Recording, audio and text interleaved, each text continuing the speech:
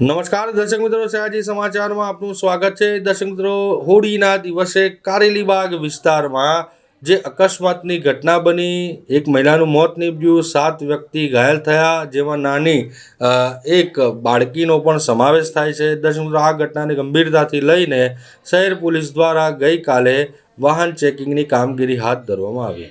દર્શક મિત્રો, શહેર આખામાં પોલીસના દાડે દાડા ઉતરી પડ્યા અને વાહન ચેકિંગની કામગીરી હાથ ધરી। અનેક જે નશેબાજ યુવાનો પકડાયા તેની સામે કાર્યવાહી પણ પોલીસે હાથ ધરી છે। દર્શક મિત્રો, જુઓ ગઈકાલ રાતનો કેવો હતો માહોલ।